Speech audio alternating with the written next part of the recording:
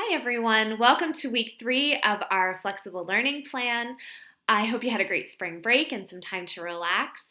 I have left weeks 1 and 2 available to you. We've been talking about Sherlock Holmes, and the story that I posted on week 1 and the activities for week 2 are still available. So if you haven't had a chance to check them out, I encourage you to please do so. They're really great fun. I think the story is one of my favorite Sherlock Holmes stories, and it's one you might not be familiar with, but also the activities are, I think, interesting and a way to think about what you would do if that character was your own. So please take some time to check that out. Today, I have for you something different, something that I hope will be interesting to you. We've talked in class about how Poe develops this character, and then Conan Doyle develops a really similar character. Now, he really openly admitted that he was not inspired by Poe. He said that he came up with Sherlock Holmes completely on his own, and the similarities are just coincidence, and that he thought he read Poe's stories, but he thought they were silly, and his character was really unbelievable.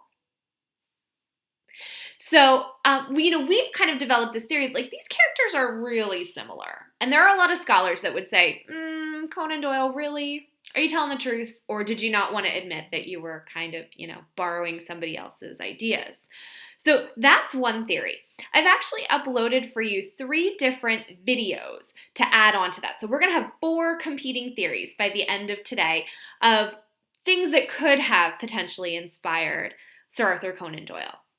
Now, these videos come from the Jack the Ripper Society, and that's a group of people in London who are investigating true crime that happened around the time of Conan Doyle's writing and the development of Sherlock Holmes around the Victorian era.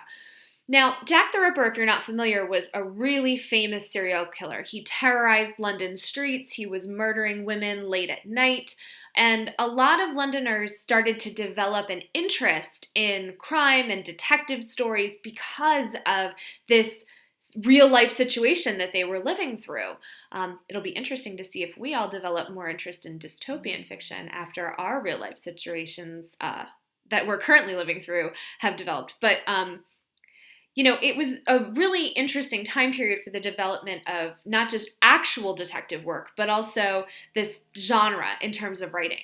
The 3 different videos talk about different potential influences on our author, on Conan Doyle. The first one is his childhood. He had a pretty dramatic upbringing, traumatic and dramatic, lots of different things that were happening in his life and his early years, particularly with his father. And so that's one influence that we're going to look into.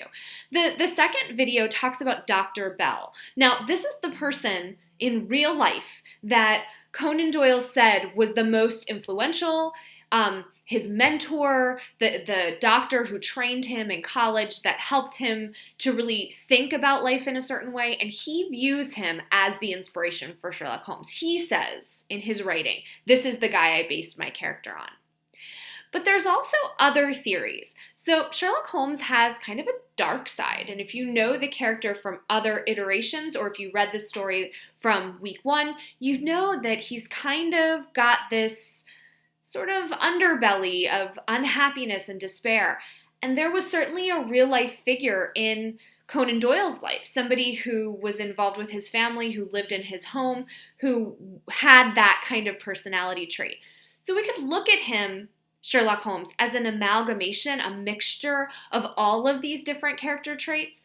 But I'd like you to really to watch these videos and think about what we've learned about Poe and Dupin and what we've learned about in these videos, and who do you think is the most influential? So if you think, they're probably all pieces of things that he incorporates because writers write from their real life.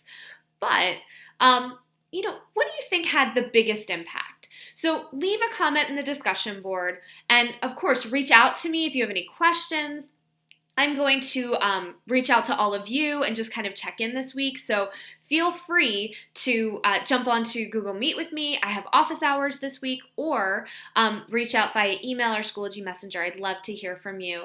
And I will leave that week 1 and week 2 folder available all week long so that you can jump in if you haven't had a chance to yet. Have a great week, guys. Enjoy.